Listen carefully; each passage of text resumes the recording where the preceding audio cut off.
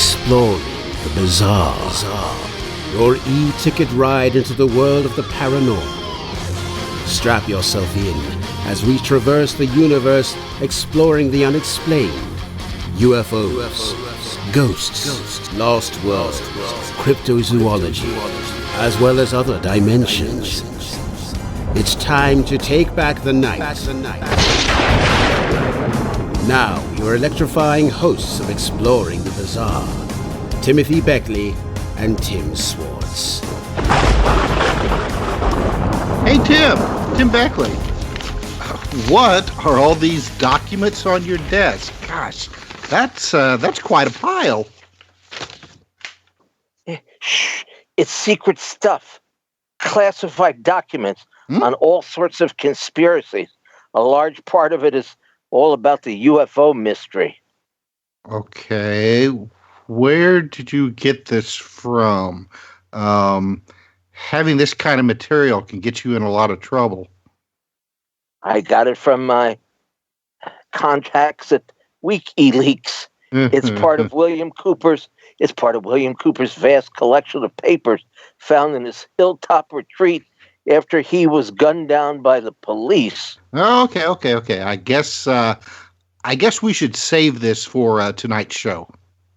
Well, I think we should. So let me tidy up these documents just a little so I can refer to them. So how are you out there, Tim in Jasper, Indiana? You getting ready for the big snow? Yeah, we're not going to get any snow here. No. Nope, What do you live in the you live in the Bahamas or something? No, we're just going to get a lot of rain and then possibly some ice. I would prefer the snow over the ice, but we'll just have to see. Oh boy, that's the problem with making it around New York when you get this ice. It's just like really slippery, and we're on a block where there's all this construction going on, and so. Nobody really shovels. It's the ice collects, and you got to kind of hold on to something as you scoot down the block. But it is wintertime, and in wintertime you have to brave the elements, just like we brave everything in everyday life. So well, I guess maybe. Well, I was going to say maybe you should get your Elon Musk brand flamethrower out and melt the snow and ice. Well, you've got one, don't you? Oh, I got absolutely right in the closet there. But I guess we'll make it through. At least in New York, they'll deliver anything you want right to your door. I mean, you don't have to worry about going hungry or anything. I'm right above a Persian restaurant. In fact, I ate down there yesterday, and there's so much food. I've got enough to last me at least one day now. But anyway, we're not here to talk about food or Persian restaurants or ice. We're here to talk about matters involving conspiracies. I guess that would be our main topic tonight. Sure. Yeah, that works for me. Well, we've got two fantastic guests tonight, Tim. First of all, we have Mark Jacobson. Now, Mark is a well-traveled writer whose work has appeared in just all kinds of different magazines, including The Village Voice, New York Magazine, Rolling Stone, National Geographic, Esquire, and others. He's also the author of 3 novels and several nonfiction books. And did you know this? The movies American Gangster and the TV show Taxi are based off of his work. Now, his new book, and his new book, which is what we're going to be talking about tonight, in part, is Pale Horse Rider, William Cooper, The Rise of Conspiracy, and the Fall of Trust in America. So I'm looking forward to talking to Mark about this book. Now, also with us tonight is Stephen Erdman. Now, Steve, having spent a lifetime living and struggling in the ways and styles of a born and bred Midwesterner, now wants to share the experiences of fellow Louisans, people from St. Louis. Let's just put it that way, and those of the Mississippi Basin. Now, he's written on the paranormal and government conspiracies for magazines such as Probe the Unknown. I remember that one. Gnostica News, Beyond Reality, UFO Enigma, UFO Digest, Fate Magazine, Unex Magazine, and others. And Tim, you were saying that you've known Steve for quite a long time. Well, you're missing one publication there, the Interplanetary News Service Report. Really? That I was grinding. Yeah, that I was grinding out on a mimeograph machine back when I was a teen, and Steve was a contributor. And then I lost touch with him for quite a while, and then he popped up on Facebook, and so here we are all tonight. This is a grand show. In fact, Mark is a terrific writer, and I met him. Oh, I guess Mark, what is it, about a year and a half ago? Would you say? Oh, I think it was longer ago than that. Longer than that? Well, anyway, yeah, you had just started, I guess, putting a pen to a paper on this book about William Cooper, and I guess you realized that I had, through our mutual friend Ratso, you had, I guess, realized that I had several meetings with Bill Cooper, who, of course, was a very controversial figure. I mean, there's no doubt about that at all. And I'm sure your book indicates that as well. Give us a little look. I did notice that he was sort of a controversial figure. Yes, you did. Yes. Anyway, let's go back to the roots of this. How with your background here, you work for New York Magazine, and you have some pretty good credentials. Why did you decide, or what fascinated you about Bill Cooper, who had many sides to his personality? I mean, talk about multiple personalities. Well, yeah. He was what they call a piece of work, Bill Cooper. He was, yes. He was I don't know. I mean, I never met the man, of course. He was dead by the time.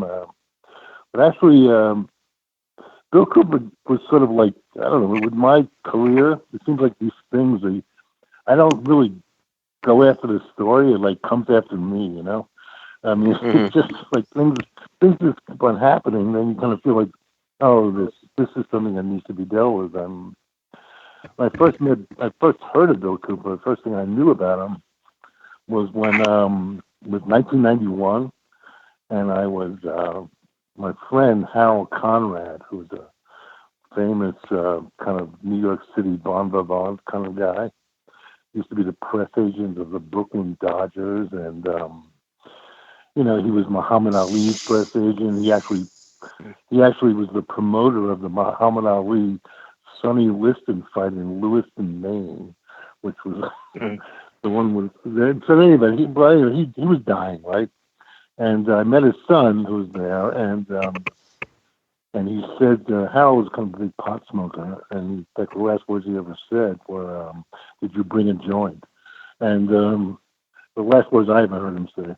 But anyway, his son said I had to come by the son's house, which is not that far from the hospital, because he had something really important to show me.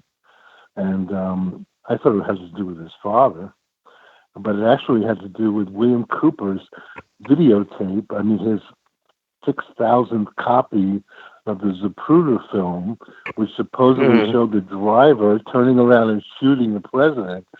And if you smoked enough blunts, you would really see this thing happening, right?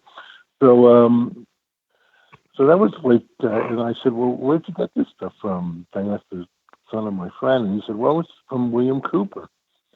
So I just sort of stowed that away. I didn't really know much about Bill Cooper at the time, although I was interested in the assassination things with AJ and all those people I knew, AJ Weberman. And so I don't know, a few years later, this is like more than a decade later, no, it wasn't that much longer. It was only a couple of years later, actually. I was walking down the street in Brooklyn, near where I live, and I saw the Wu-Tang Clan guy, Old Dirty Bastard, reading Behold the Pale Horse.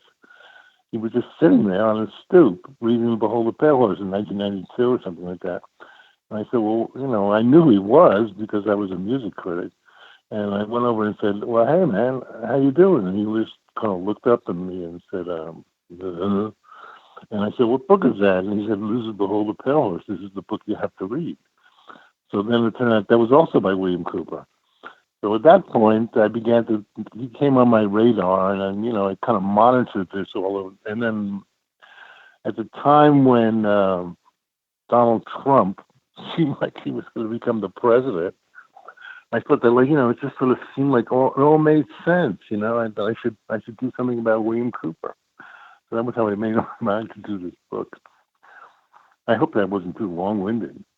No, not at all. But now, okay, well, tell the listeners a little bit about Bill Cooper. I knew Bill. We had a somewhat tainted business relationship. What do you mean by tainted? What do you mean by tainted? Let me tell you. He would come to either San Diego or Phoenix, where we were having our conferences.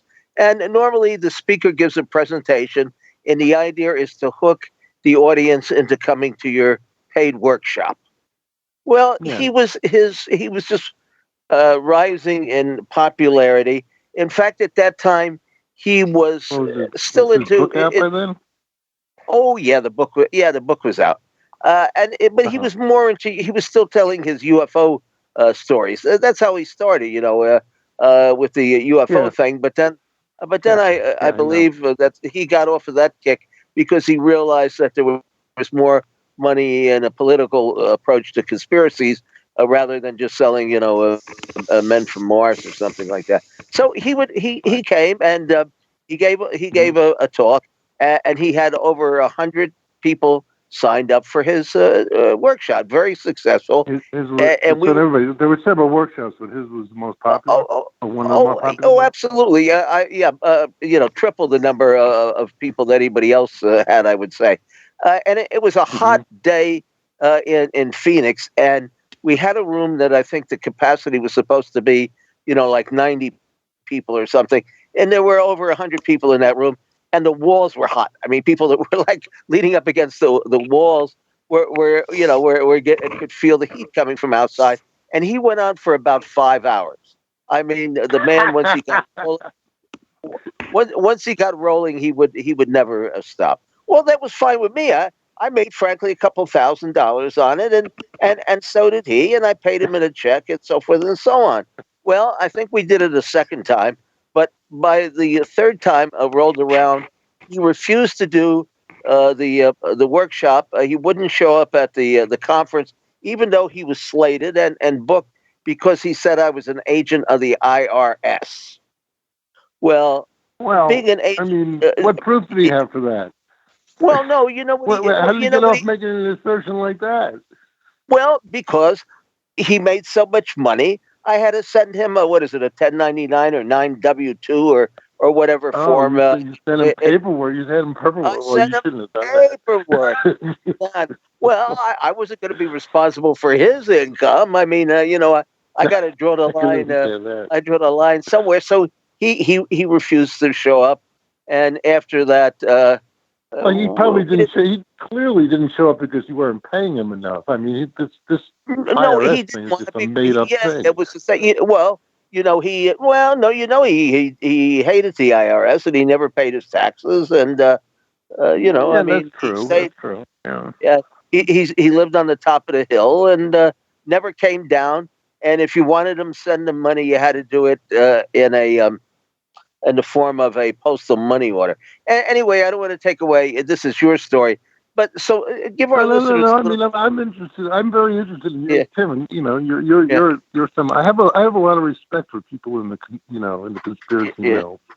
Yeah. you know, Yeah, I feel why like don't? there's a Yeah. certain novel being written there Yeah. that really All nobody else right, is but paying attention to. give the listeners a little bit of a background about his military career and what he actually claimed.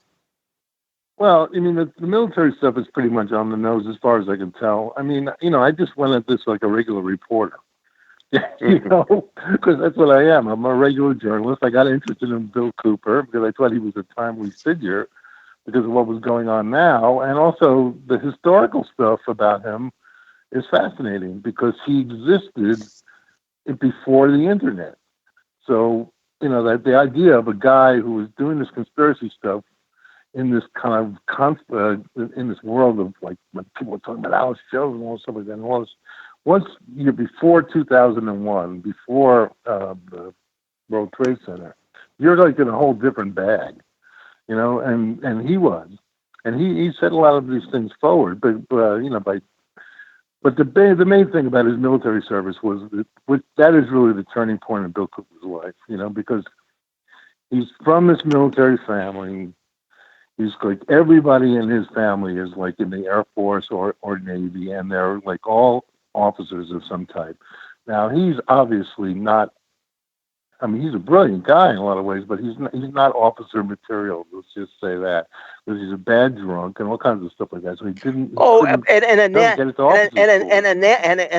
And a nasty drunk at that. I mean, he at one time The stories are started to take. legendary. There's no doubt about Oh it. yes. At one point, we were having a little party in the room, and he got in a fight with somebody and started taking off his wooden leg to clobber the guy with it.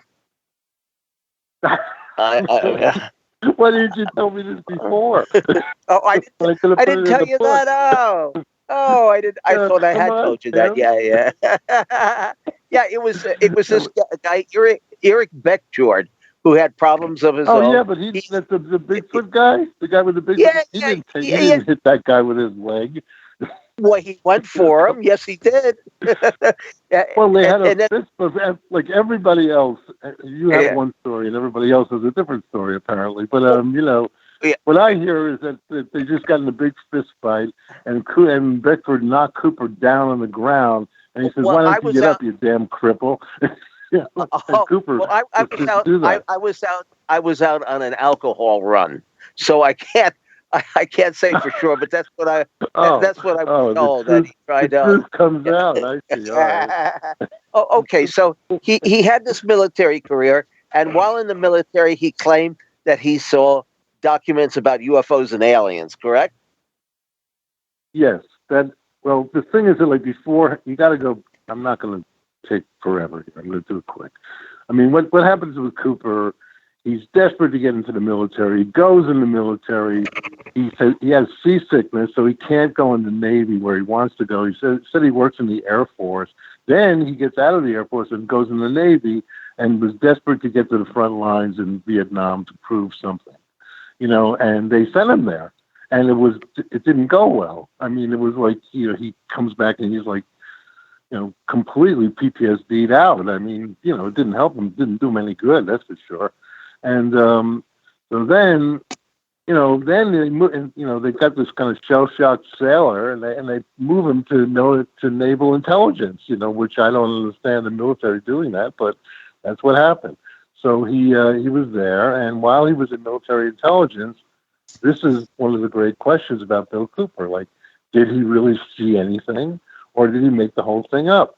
So, and I don't have an opinion about that one way or the other because I'm just the writer here. I'm not I'm just a journalist. So, in any event, what he said was he found this huge cache of papers, which was the whole UFO cover-up thing from. Because now we're talking about 1975, so there's already 25 years worth of cover-up, and more than that in the UFO thing. If indeed the stuff that Cooper is seeing is so organized as he claimed it was, and he and then he had all that stuff about these various UFO organizations and that crazy story, which I don't think he was a real synthesizer. He didn't make a lot of this stuff up or find anything out by himself.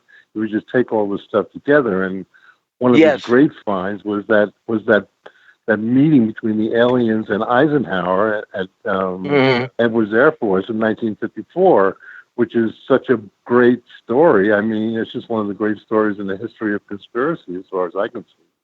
And then, plus, with the extra added attraction of that story, which I really tickles me, I got to say, is that if you follow that story, Eisenhower had to get away from, being president or whatever he was, in 1954. Yeah, yeah. So he had to have an excuse to disappear for a while. So he said he had to go to the dentist.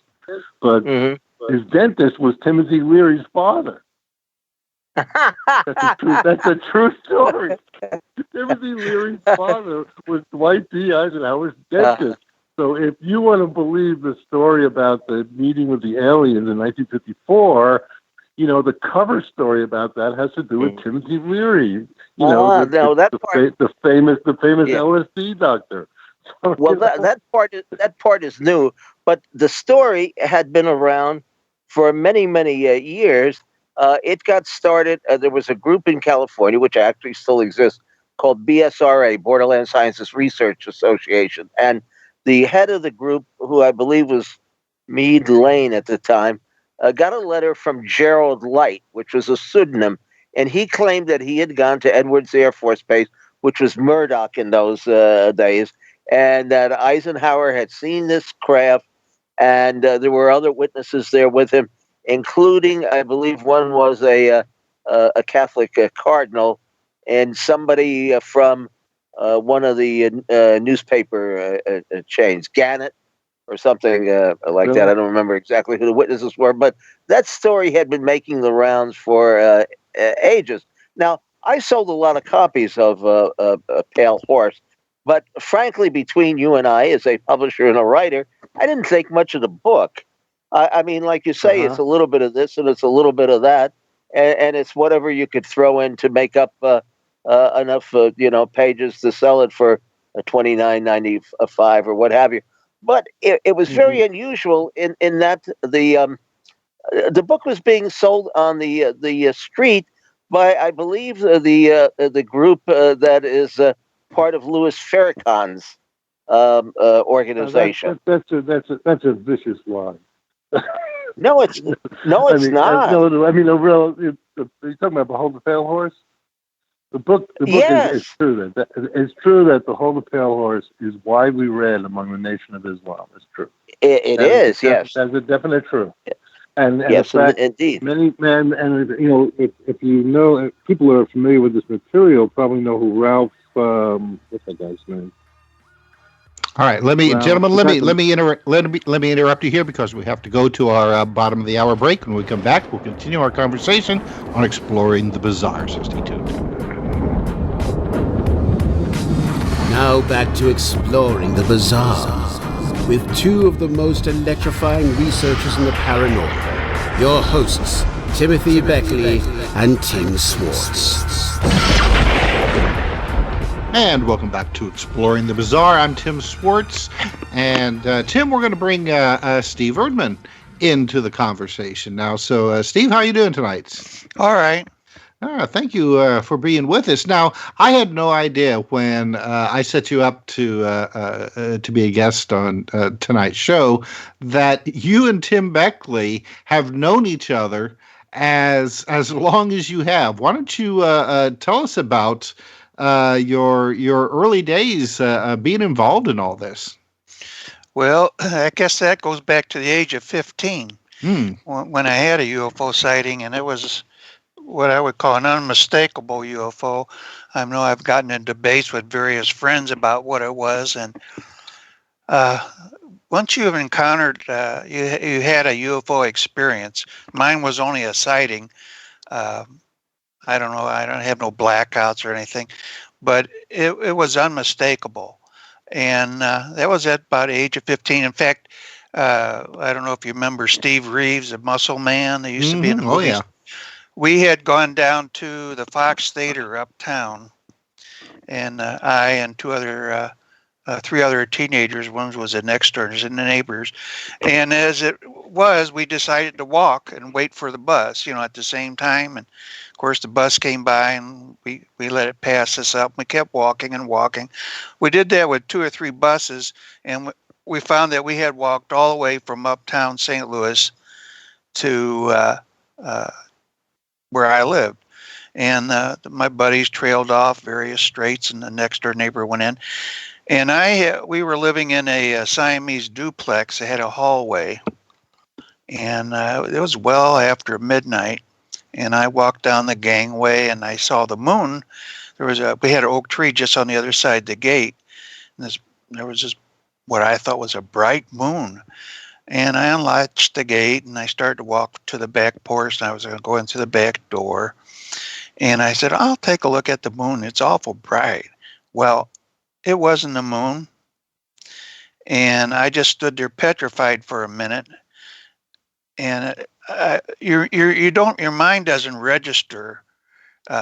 You're not thinking about UFOs or flying saucers or anything. And it's like, what is this huge, looked like a snow white, brilliant blue white dove, swept back appearances?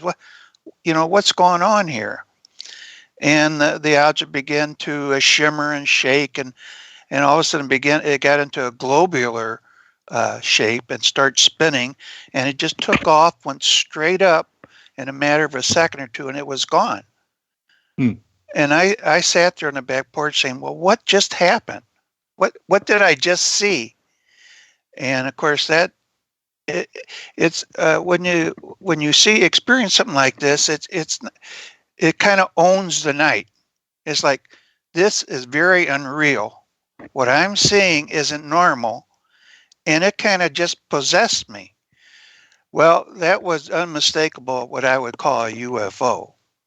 And you get very strange feelings when you see something like this. You feel like you're looking at another reality for a split second. And of course, over the years, this started my interest off, and I started reading various publications. One was Tim, and I started writing on the topic back then.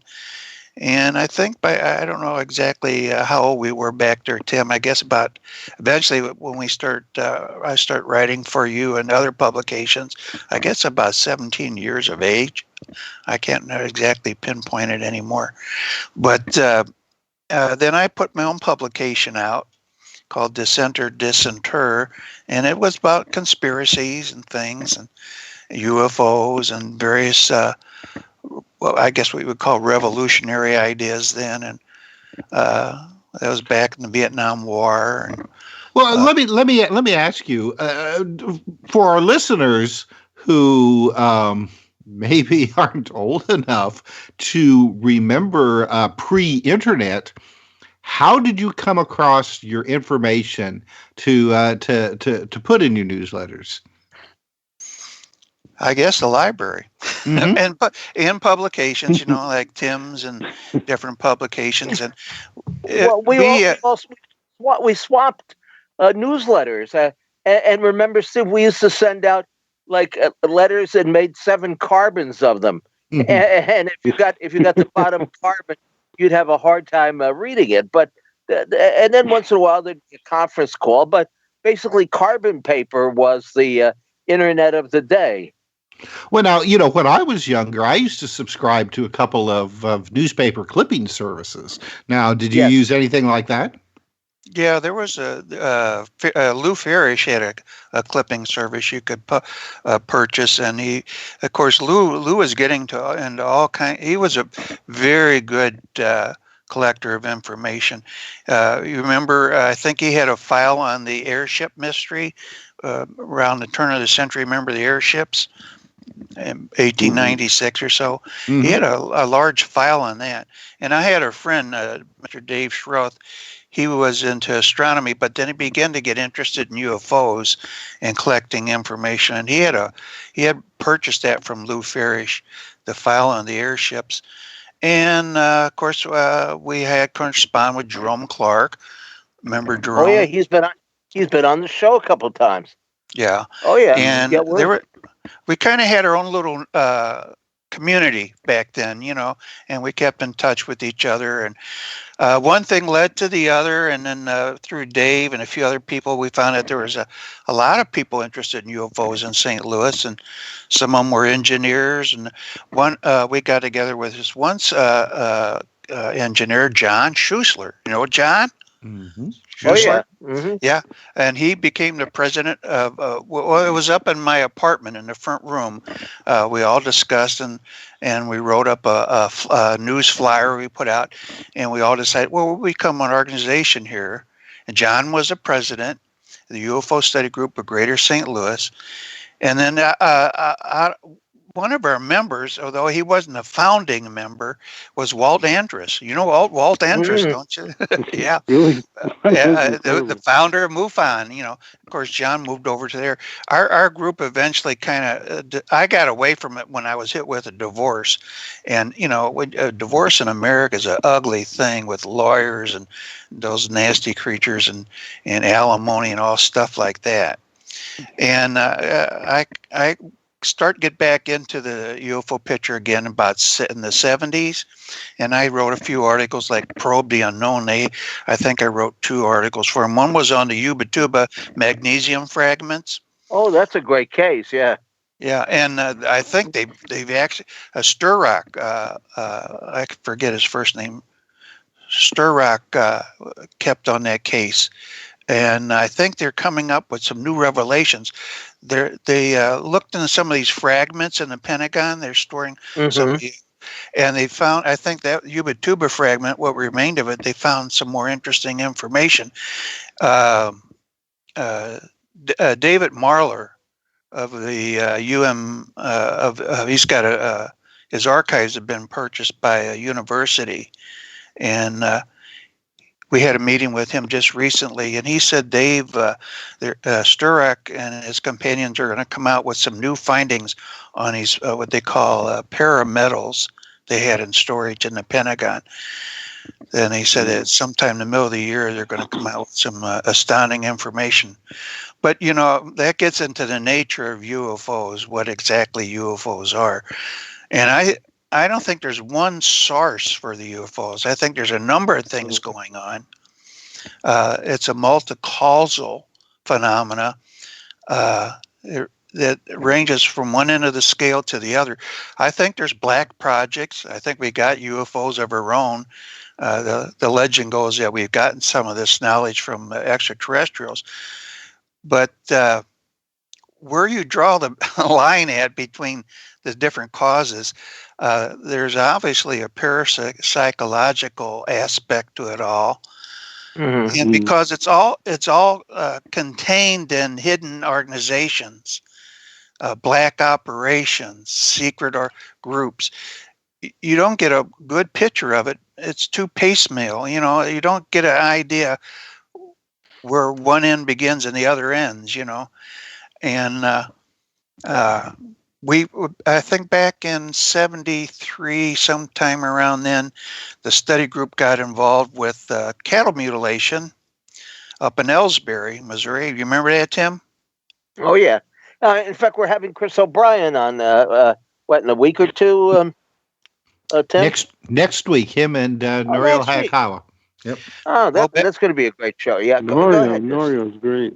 Well, back then, the cattle mutilation wasn't was internetized, and we had gone up there to investigate the situation, and we took a team up there and went and looked at the cows and all this, but consequently after that, I got really interested in it, and I got in some clipping services, and I started building up a file on cattle. You mentioned, you remember Tom Adams? Oh yeah, sure, yeah. The late Tom. Tom. He put out a newsletter. What was it, Stigmata or something like that? Stigmata, yeah. Well, he sent me a lot of photographs and clippings, and I started sending out. We invented a subcommittee of the study group, the National Animal Mutilation Group, and we sent out questionnaires to different farmers and sheriffs. And I started building up a nice little file, and I recently wrote an article for UFO Digest on some of those files, which remained here in my garage. But we went up there on Skywatch trips, and I don't know if you know Barbara Becker. She's part of MUFON. Doesn't ring a bell. I'm not too big on the MUFON crowd. I've never been a member, and a couple of times I've had some kind of harsh dealings with the group, but that goes back a long time. How come that is? You characterize them in any particular way, Tim?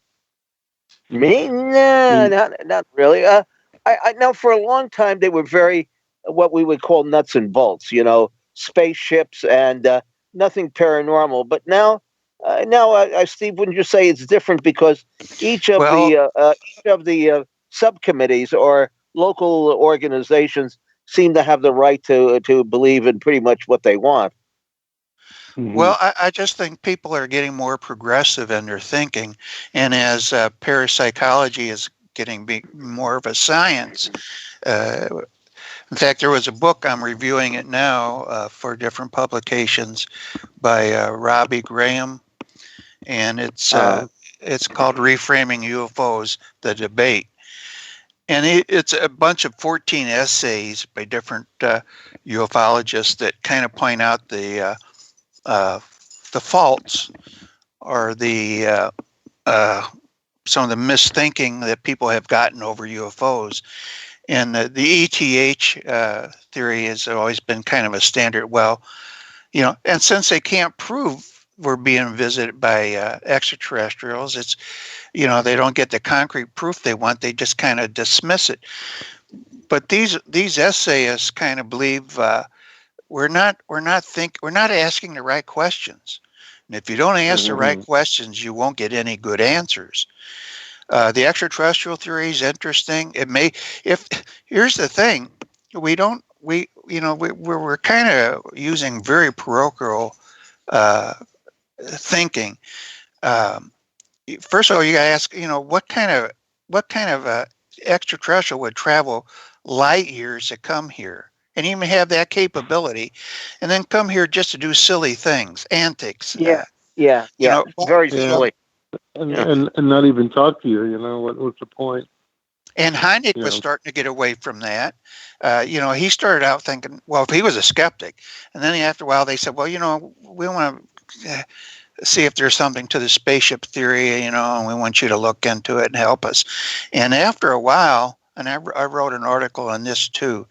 After a while, Hynek start getting away from the nuts and bolts theory, saying the way these things act. When you investigate them, you talk to people. There's other things going on besides metal spaceships. If they are metal spaceships, they're sure you're using a magic technology because they can do things that only like an apparition or a ghost can do, and they sometimes they act like ghosts or apparitions. So that would make anybody begin to question, what are we dealing with? Now, spaceships, that's a nice idea, but it's just an idea and it doesn't fit all the facts.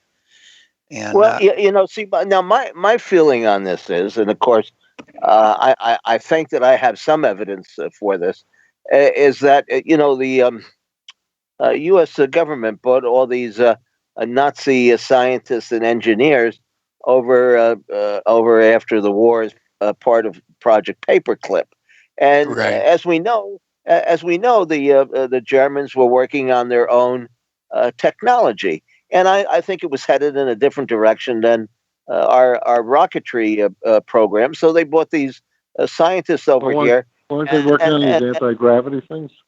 Well, whatever they were doing, they were developing their own a technology which was separate from ours, and for some reason, this technology has remained a secret part of the secret space program, as some people say.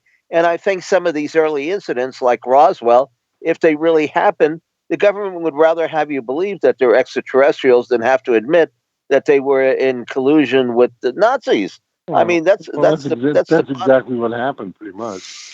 Well, Yeah. The flying saucer part was a cover story, really. You know. Yeah, absolutely. Now the question is, what has happened since then? Okay, you got Roswell, and you have a few of these other UFO crashes. How do you explain the so-called aliens that were on board?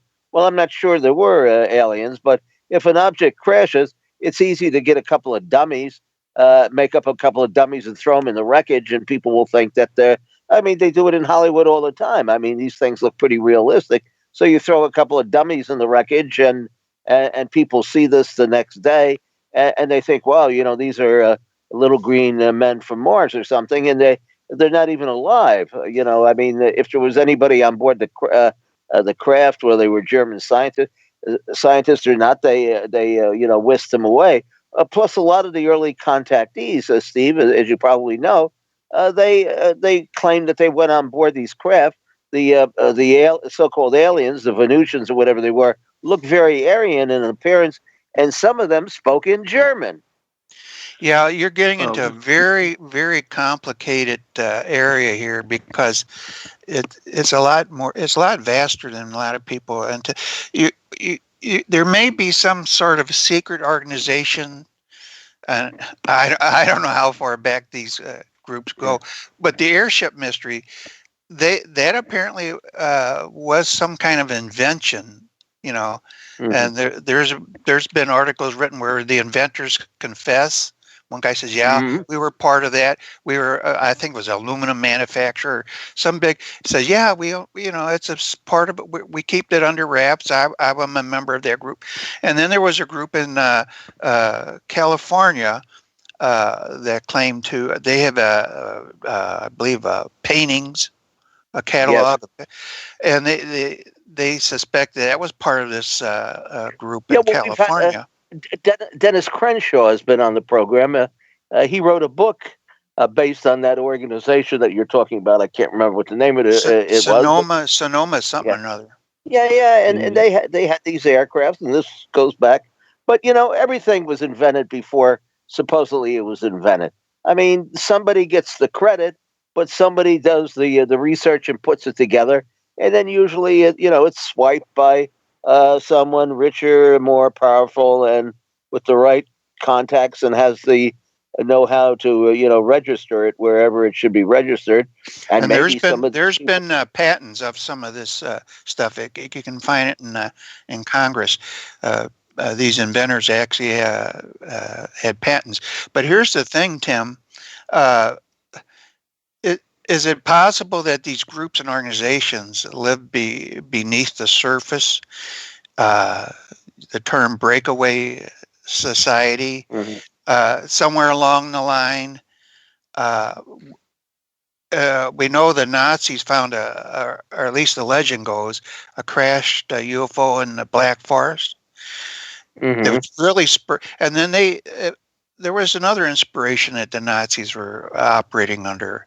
The group, the Viral group, where they claimed they had contacted the entities behind the UFO. So we're getting into very heavy territory here that there was a super science operating behind the scenes. It involved the UFOs. It involved contact with the extra curricular denizens, or whatever you want to call them, whatever you want to name them. Ultra-terrestrials, I call it myself. Yeah.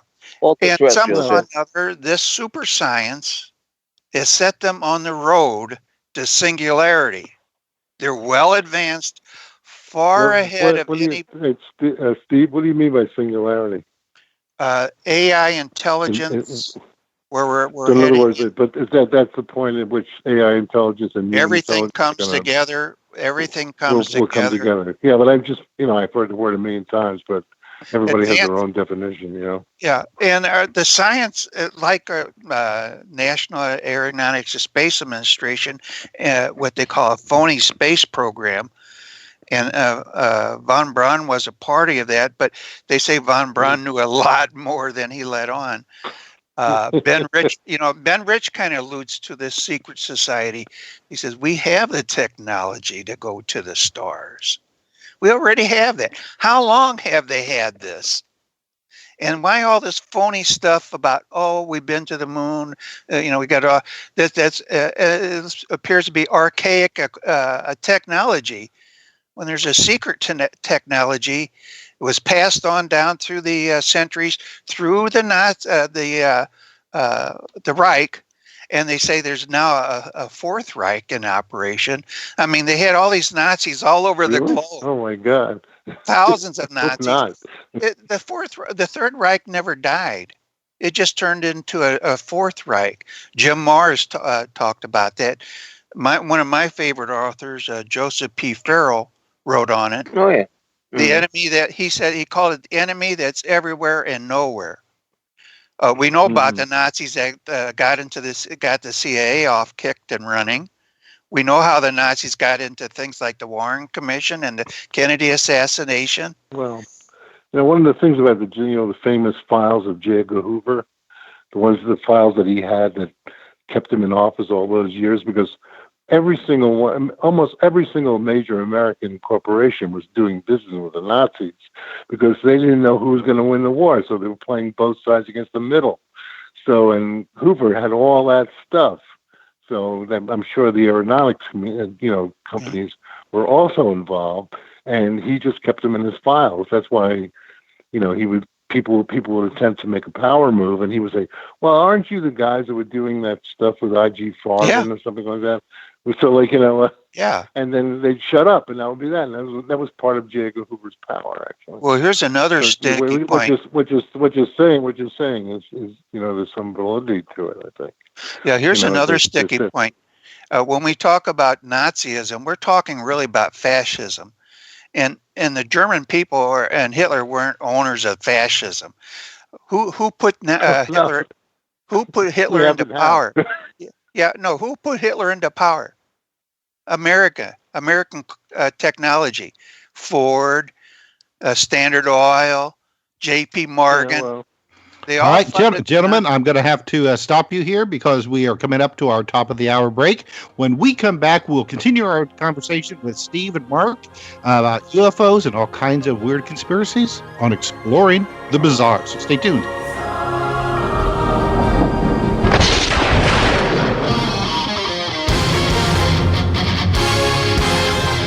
Exploring the Bizarre. Your e-ticket ride into the world of the paranormal. Strap yourself in as we traverse the universe exploring the unexplained. UFOs, ghosts, lost worlds, cryptozoology, as well as other dimensions. It's time to take back the night. Now, your electrifying hosts of Exploring the Bizarre, Timothy Beckley and Tim Swartz. Welcome back to the second hour of Exploring the Bizarre. Tonight, we're talking with Steve Erdman and Mark Jacobson. And Mark, I had told you during the break that I first ran across Bill Cooper back in the very, very early days of the internet on CompuServe's Paranet, where I think it was Bill and John Lear. They dominated the bulletin boards with they seem to be like trying to outdo each other with more and more kind of outlandish in my opinion UFO stories, but at some point Bill, I guess he kind of made a left-hand turn and decided that all this UFO stuff was nonsense and started to become more of a really kind of a hardline conspiracist. Well, I think that's accurate for sure. And there were certain reasons why Cooper left the UFO field. I mean, Lear was the inventor of all that kind of hypothesis. I mean, that fantastic stuff that later became MJ-12 and all that other stuff. Mm-hmm. That really dominated the UFO scene during the late 1980s for sure, and which is going to kind of like hook right into the when Area 51 came online, so to speak, as a topic of UFO conversation. By the way, I was wondering, people out there in the audience, and you guys there, have you seen this new Bob Lazar movie? This guy made this movie about Bob Lazar with Bob Lazar in it. Right. I mean, everybody knows who Bob Lazar is, and I think I saw some of it. It was, I don't know, the veracity quotient. I don't know. It looked great. It really looked like a pro job, and something worth seeing. But I mean, to get back to Cooper, he just created so many enemies. I mean, Lear told I spent a whole couple of days with John Lear, had a fantastic time.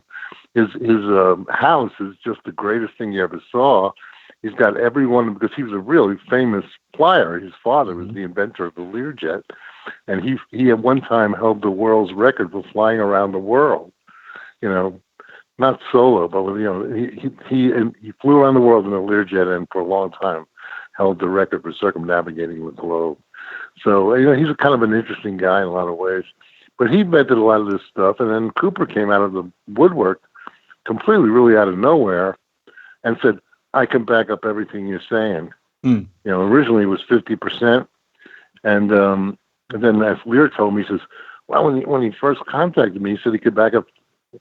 Well, Lear told me that none of the stuff that he actually was saying was anything he actually believed. That's why he called it a hypothesis. It might be true, he said.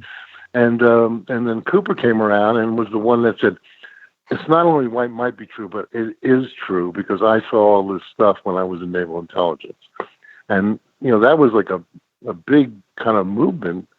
And then Cooper became, I guess you guys were there, but he sort of came out of nowhere and became one of the best known people in the UFO field.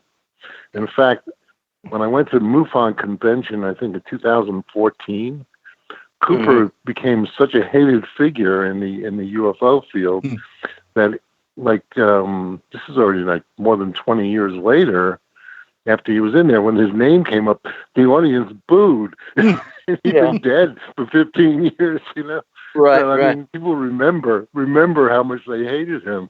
I don't know if it was all necessarily, deserved, but he said a lot of. He read a lot of books, and the Emanuel Velikovsky stuff. That figured heavily into Cooper's thing. But to answer your question, I think Tim Beck was correct. I mean, he kind of priced himself out of the UFO market because he was asking these outrageous honorariums and pieces of the door. Isn't that right, Tim?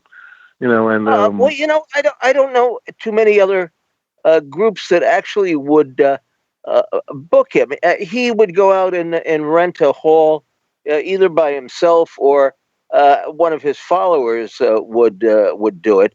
I guess, I don't know if I've said this earlier in the show, he kind of lost interest in the UFO thing when he realized that there wasn't too much he could hustle out of, UFO groups, because they didn't have a lot of followers. And UFO people, as a rule, don't spend a lot of money, to be damn honest. That is true. That is true. As opposed to conspiracy buffs and right-wingers and militia-type people who, if they get behind you, will continue to send you donations. And I did talk to one of his. Did you talk to anybody in his family? Yeah, I talked to his daughter at length. There's a lot of stuff about her in the book. Okay, there were. He had a couple of daughters. He had 2 daughters and a son. I talked to all of them, and I talked to several of his ex-wives. But then I'm saying he had 2 daughters and a son before he married the woman that people who are familiar with his radio show. know Yeah. about. And he had two more daughters after that, which, and, and I got to say, I mean, I worked on this book about Bill Cooper. I mean, most of my friends thought I was out of my mind, because why would you waste your time writing about some guy who was like so kind of like, irascible and more or less was known for not telling the truth, and making stuff up. But I thought the stuff that he came up with was kind of brilliant.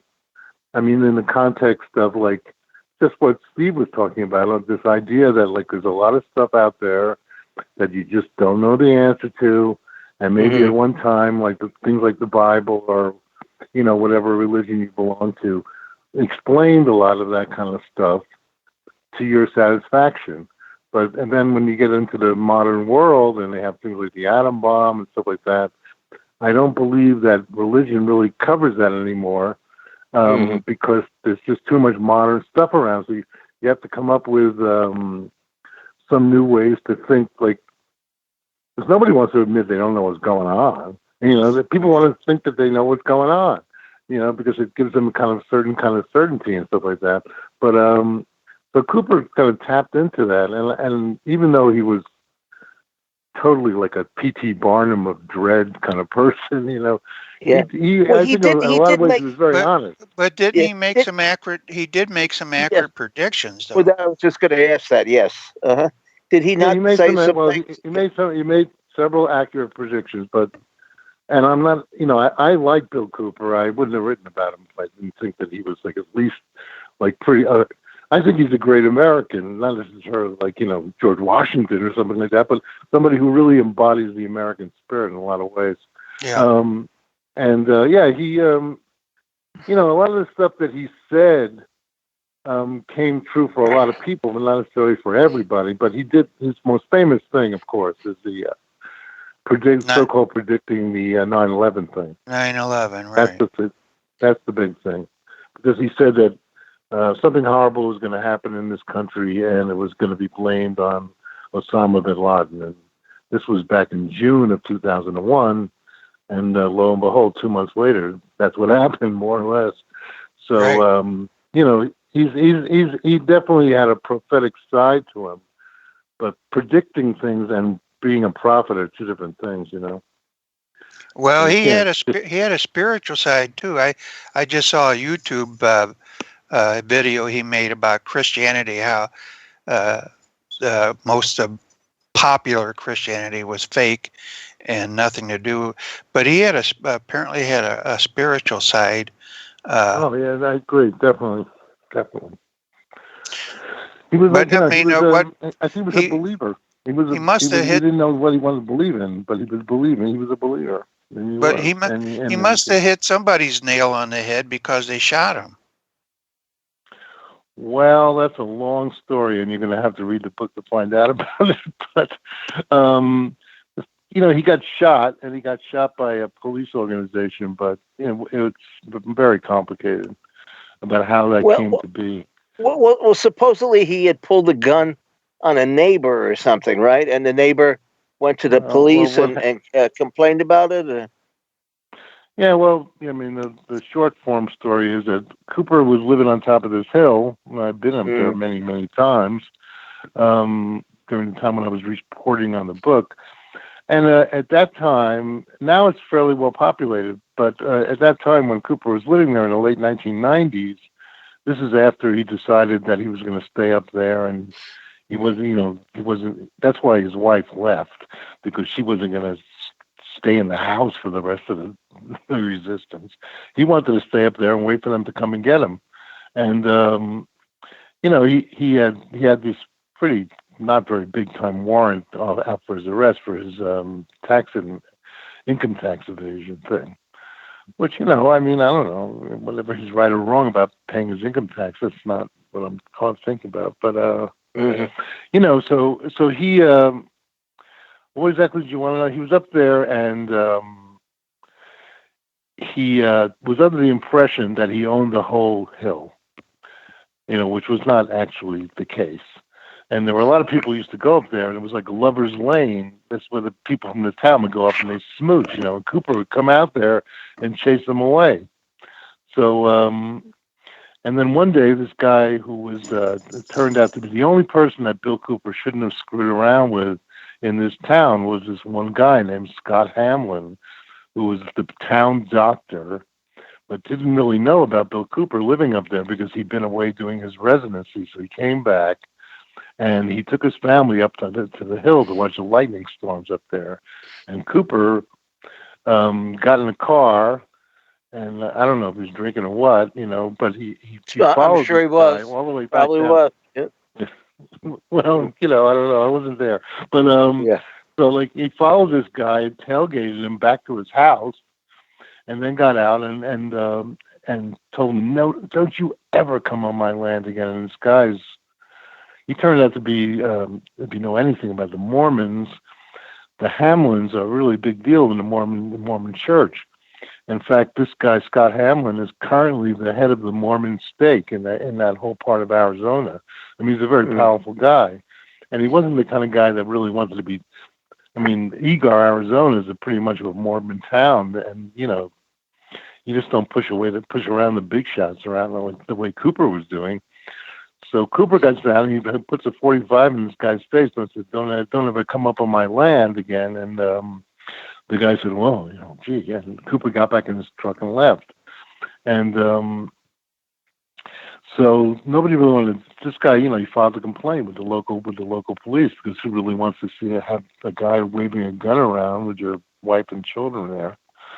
So eventually, and I'm telling you, got to read this whole thing because it's just endless. But it happened with the thing that Cooper did, which is really his greatest prediction.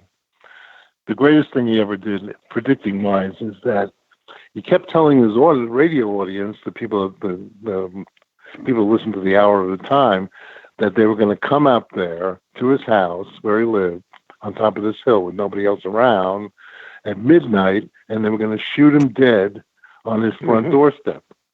And that's exactly what happened. I mean, his time of death, they shot him dead. His head landed on the front doorstep, and it was maybe 12:07 that it happened. Yeah. So now, so that if you want to make a prediction about predicting your own death is well, that's pretty good, Now, do you have any idea? It's Nostradamus worthy, Yes. Do you have any idea how many followers he actually had?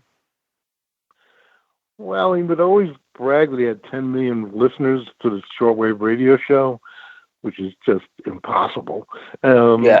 But he probably has more listeners. I'm sure he has more followers now than he ever did when he was alive.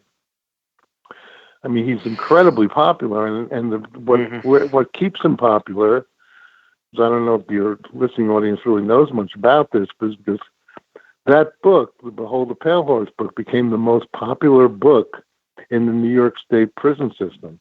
Every prisoner was reading it.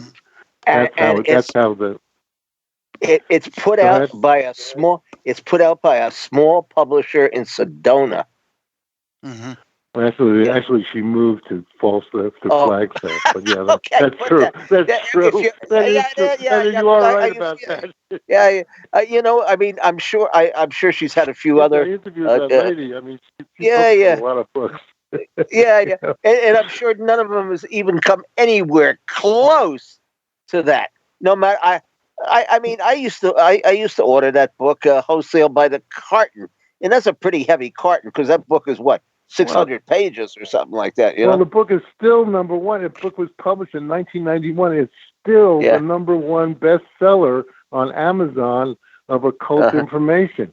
I mean, there's a lot of books been written about the occult. That's a lot of books. 30 years, and it's still number one in one of those, in about 2 or 3 of those categories, And in fact, remember this guy QAnon who was big for about 10 minutes a year ago?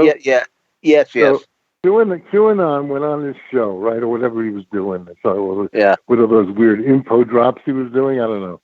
But he said that his idol was Bill Cooper, and all his followers. Bill Cooper, that book shot up to number 17 on Amazon. I mean, of all the books, number 17 was ahead of that was ahead of like Yeah. Goodnight Moon and like Yeah. all these things. So I mean, Wow. in the book, it's amazing how that book it sold over 300,000 copies. Yeah. You know, Yeah.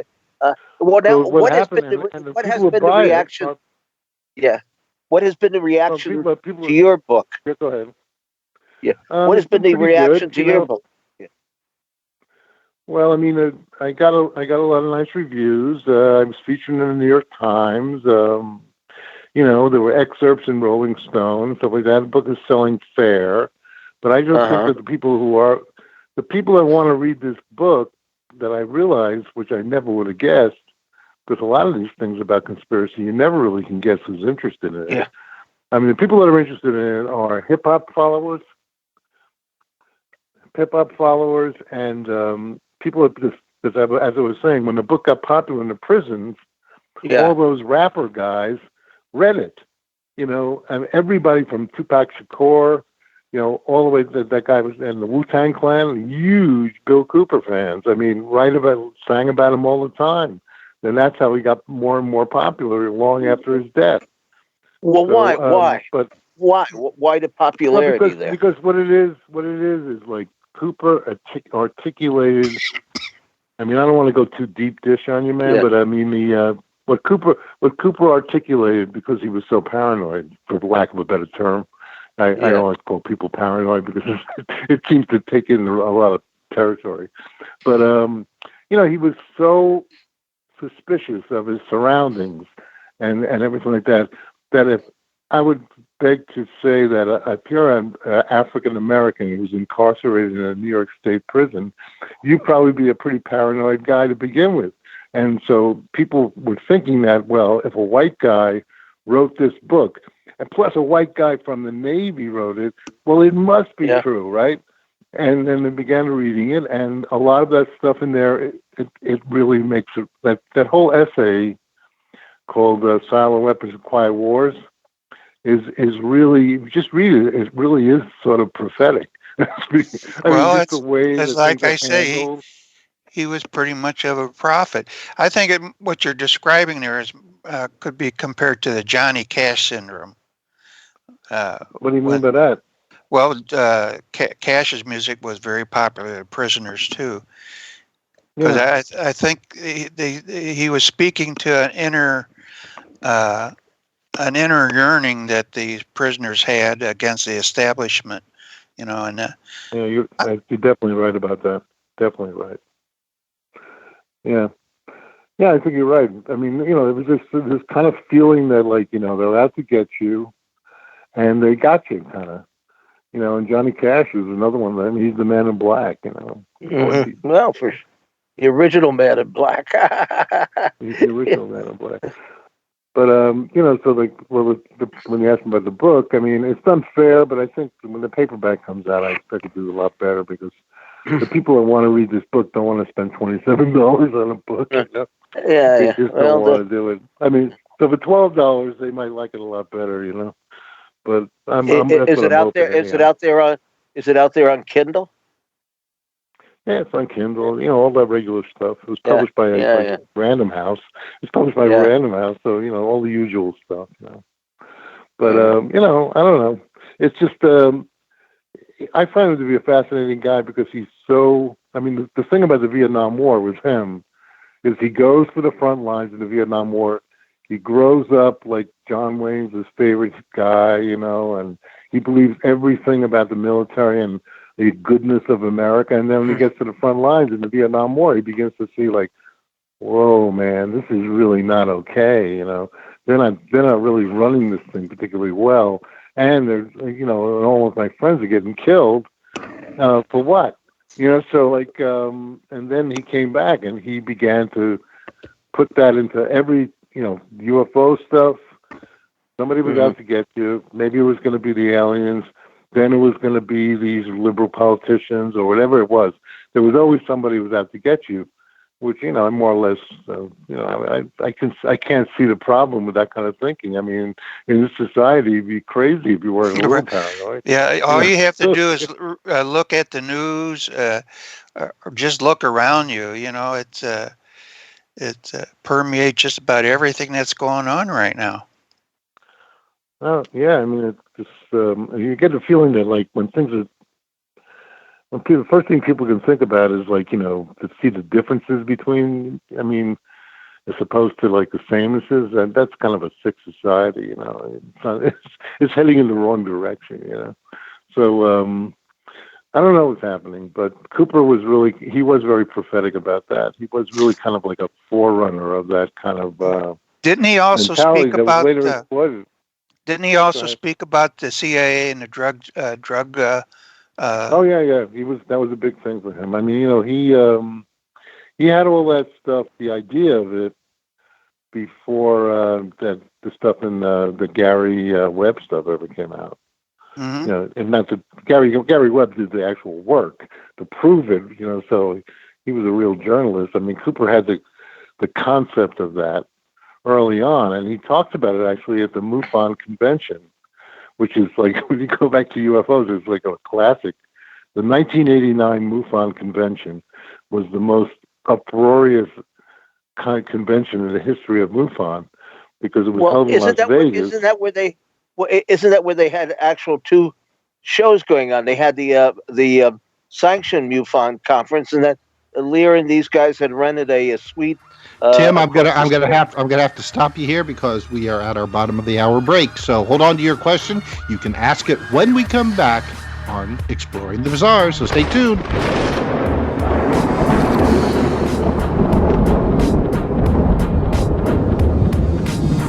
Now back to Exploring the Bizarre with two of the most electrifying researchers in the paranormal. Your hosts, Timothy Beckley and Tim Swartz. All right, welcome back to Exploring the Bizarre. And Tim, you were just getting ready to ask a question about the the 89 MUFON convention? Well, I don't remember. I've been too busy eating gummy bears during the break.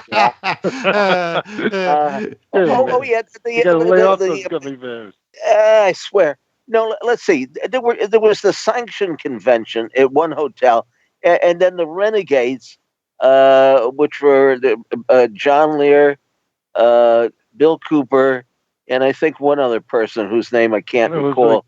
English. Bill English. Bill English. Yes. Yeah. Bill English, and also Don Ecker. Don Ecker was part of that original group, and then Ecker and Cooper eventually hated each other. Yeah. Well, Ecker has that problem. Sometimes he can dislike somebody. Anyway, but I get along with him all right. But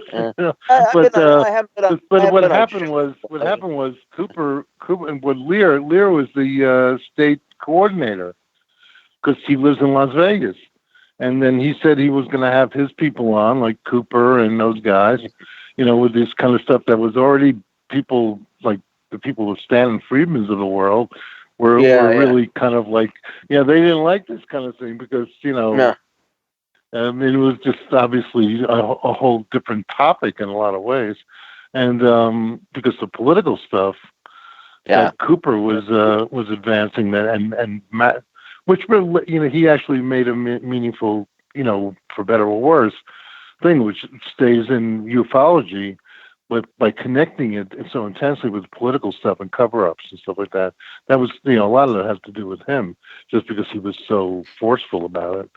But what happened basically was Lear had a duke out with the guy you just mentioned, Mr. Andrus, right?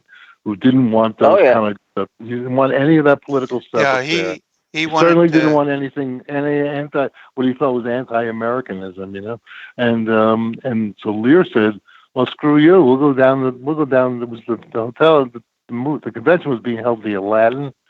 So he says, "We'll go down and rent another hall, and we'll get more customers than you will." And Andrus must have realized that this was probably true because he backed down, and they all did eventually present at the Aladdin. Yeah, there was a certain faction in ufology that wanted to stay away from humanoid reports or anything esoteric, overly esoteric. They had the strict viewpoint that they were in metal spaceships coming here, and anything. I think the Borderland Research Society had a fairly open-minded approach to UFOs. And was it Maud Lang? Yeah, Mead Lane, Mead Lang, yeah. And then Riley Crabb Right. took over. Yeah. But it was Major Kehoe who pushed the extraterrestrial theory. If it Yeah, he wasn't did. for NICAP, I mean, we Yeah. might not be that deeply entrenched in Yeah. ETH. And it's kind of curious that the hierarchy of NICAP were CIA and military Yeah. type. Yeah. Yeah, Well, that's true.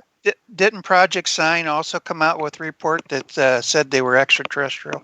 I don't know what it.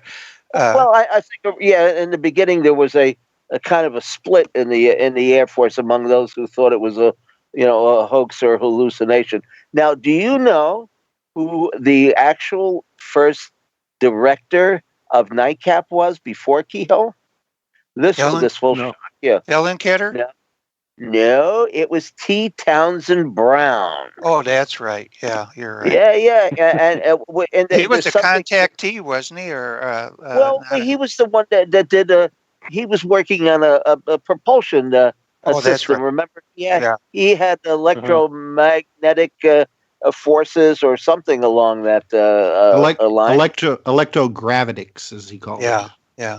Uh-huh. And I've seen the videos of these things that are flying around his warehouse there. Not greatly impressive, but they were flying of their own volition.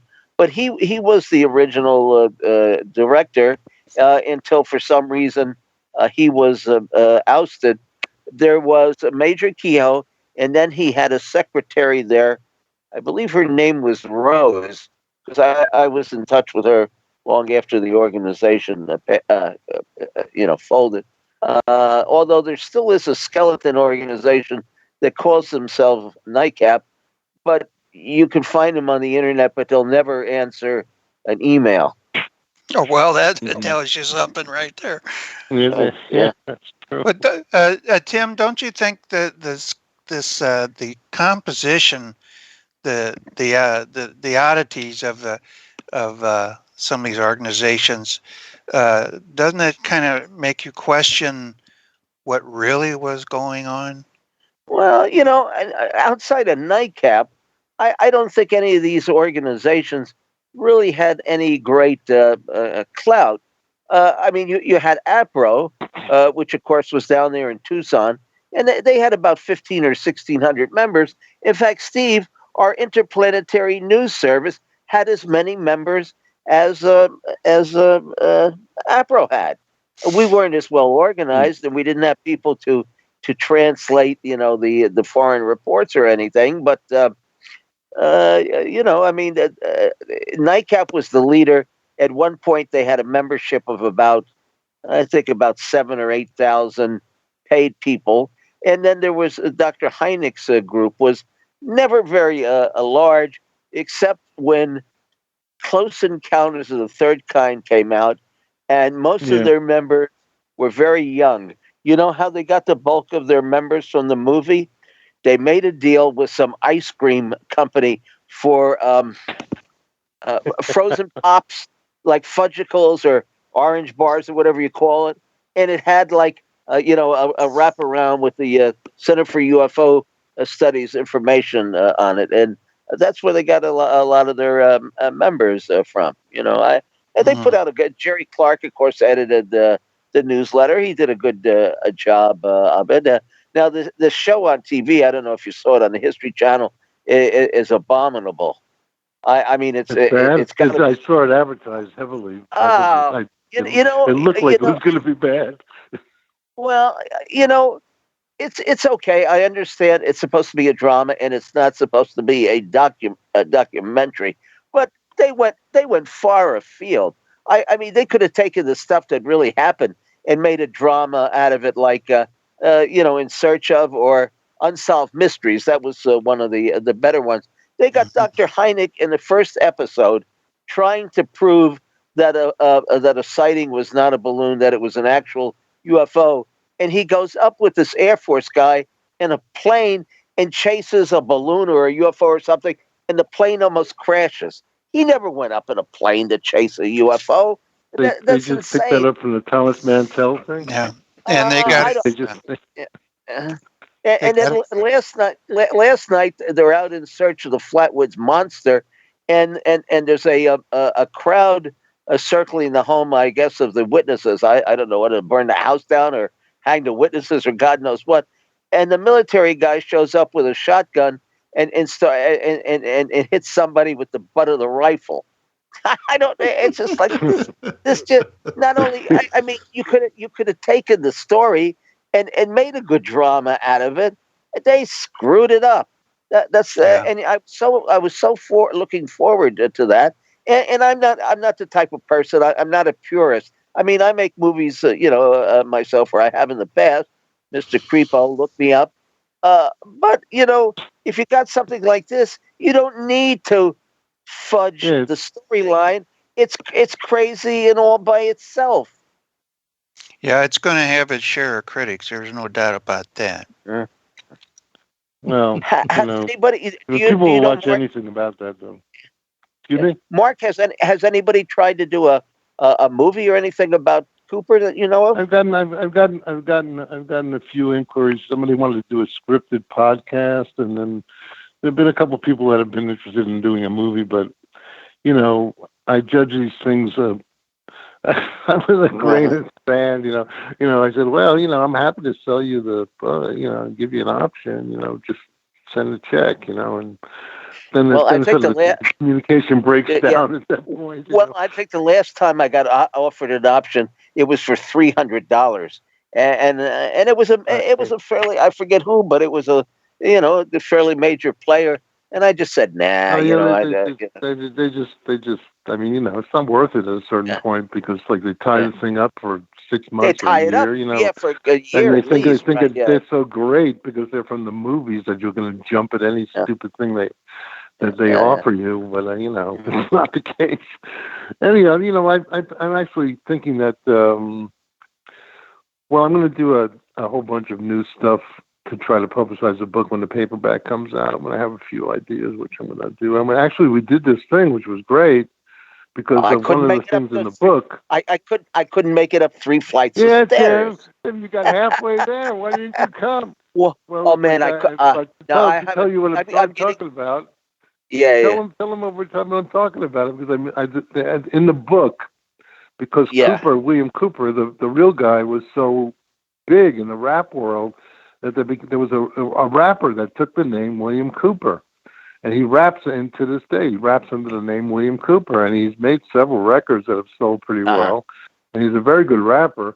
And so I came across him when I was working on the book, and we got to be friendly. And then later, when the book came out, he made a video called Pale Horse Rider, which is the name of the book, which you can follow me at Pale Horse Rider Book on Instagram. I feel you all should just run right out and do that.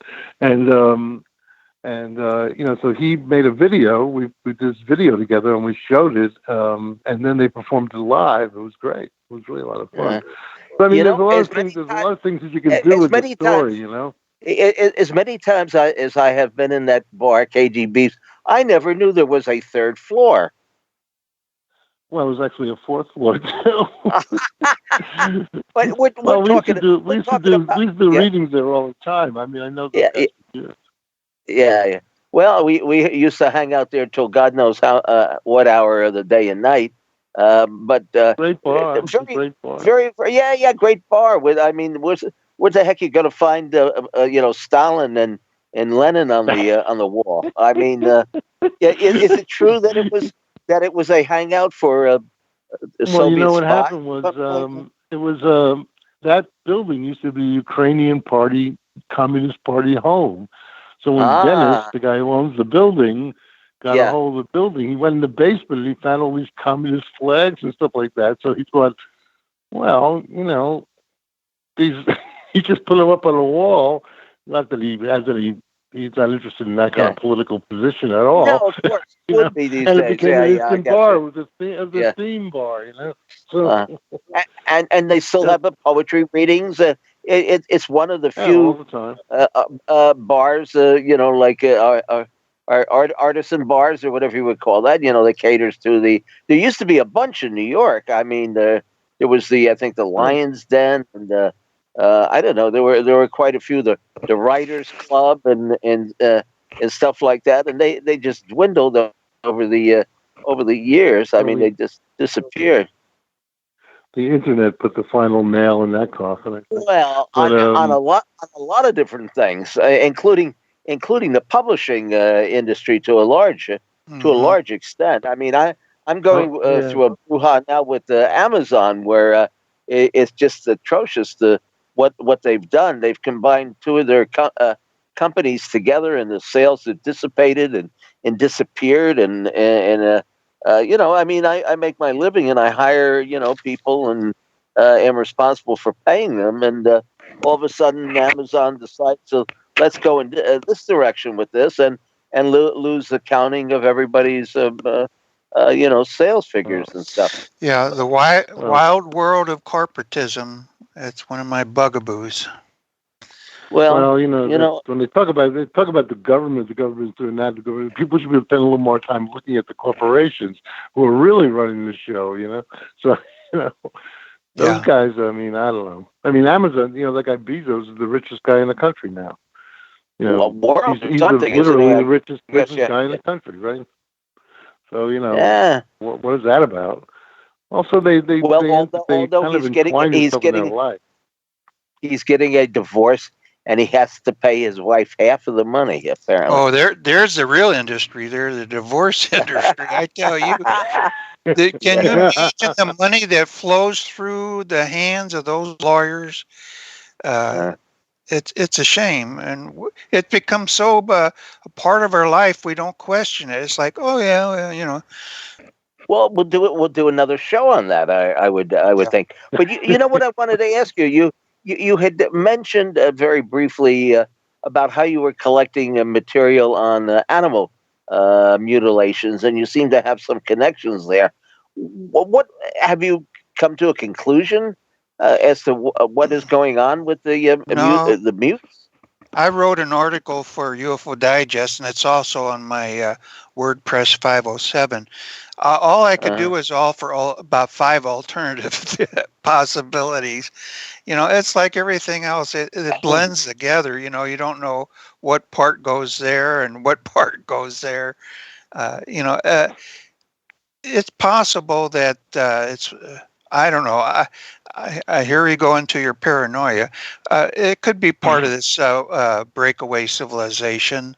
Obviously, somebody's needing animal parts, and there's no. It's not predators because some cases they found scalpels.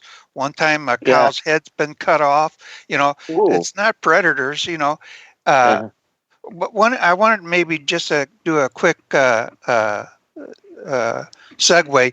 I was telling you about we had gone up to investigate the animal mutilations in Ellsbury. And then we did some skywatch trips afterwards, and we went up there one night.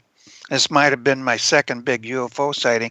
But when you're out in the mhm. country, everything is very uh, stark. Stark reality. You look into the sky and you see every star. There had been some microwave towers up in the hills there, and one was just adjacent to the farmer's field that had the mutilated cow.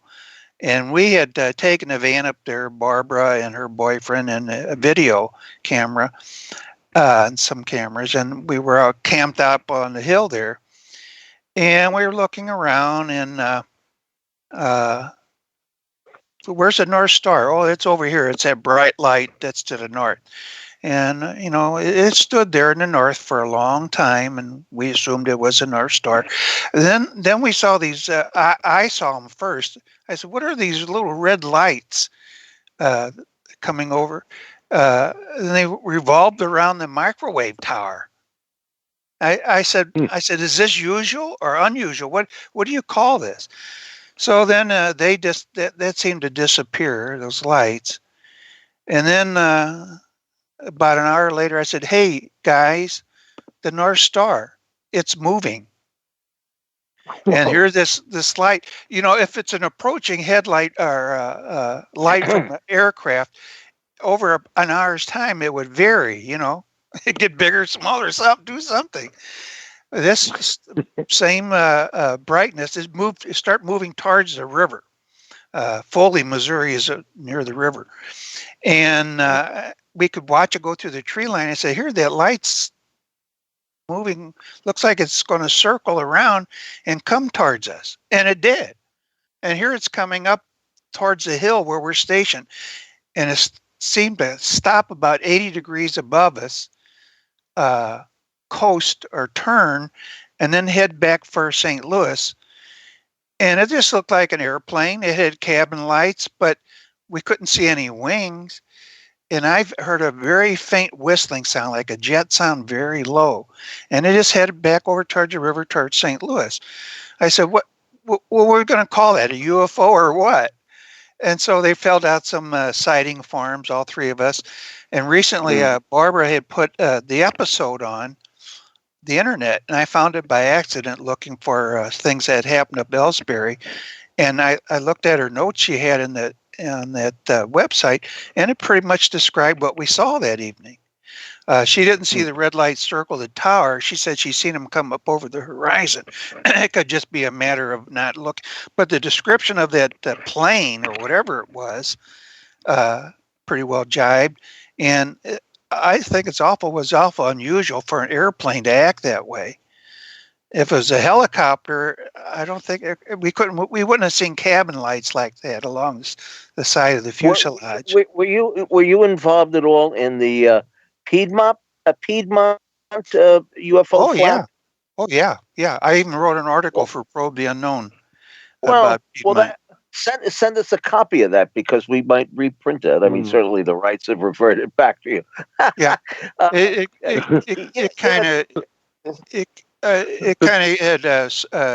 ended up with Harley Rutledge's. Remember the physicist? Yes. In fact, send me a copy of that, because I'm working on a book which is on a UFO basis.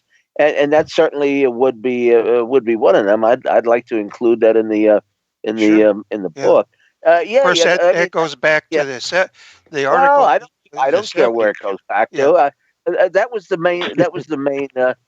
main flap, because nothing really after Dr. Rutledge passed away. The sightings seemed to dissipate. I don't know. I guess maybe nobody was keeping track of them, or sometimes I think it mainly is there was nobody going down there and doing investigations like he did. He was pretty thorough and honest. He just described what he saw, and there was a lot of synchronicity, strange synchronicity. It happened to his sightings, but he saw. Hey guys, I'm going to have to interrupt you here, because we have about less than 3 minutes left in the show. So we want to give both of you a chance to let our audience know where they can find out more about you. Mark, what about you? The name of your book, where they can find it, website, things like that. Okay. Well, the name of my current book is Behold the Pale Horse. No, that's the book it's based on. The name of it is Pale Horse Rider. And you can get it in any bookstore or Amazon or all those internet people. And then I've written several other books, including a book about narrated from the point of view of Godzilla called Gojira, which was written a few years ago. And I have an Instagram account which is basically dealing with the Bill Cooper material and other stuff, which is called Pale Horse Rider Book at Instagram, and you can look that up. And there's a lot of material there. You might find it interesting. All right. And it's been a great fun to be on the show. Man, you're well, Captain. Commander X is the first person to write about Bill Cooper. Death of a conspiracy salesman. I remember the first interview in the car during the rain there, Mark, when we first met, right? It was parked outside in the rain. That's exactly right. Okay, Steve, what about you? Yeah, I have a WordPress site, It's WordPress.com, 507.wordpress.com, and it has a number of my articles on there, and we cover different topics. You can find it in fact, probably that article on the mutilation you'll probably find on there. Then I also have written for UFO Digest.com. It's Robert Morningstar. That's pretty defunct. I mean, they don't post too much of anything up there anymore. Well, Robert's so involved with his radio program that he kind of put it to the back burner, but he comes out with and stuff. There's so many pop-ups on there too. Anyway, don't our website, Mr. UFO Secret File on YouTube, and our new book, Jeff the Talking Mongoose.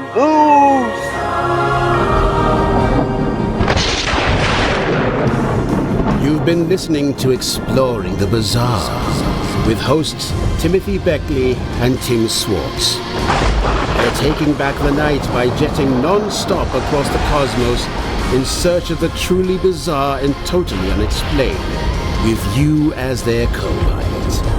Thursday nights at 7 p.m. Pacific, 10 p.m. Eastern, on the KCOR Digital Radio Network. For more information on Exploring the Bizarre and hosts Timothy Beckley and Tim Swartz, check out their KCOR Digital Radio Network page. Follow their YouTube channel at MRUFO 1100. Exploring the Bizarre.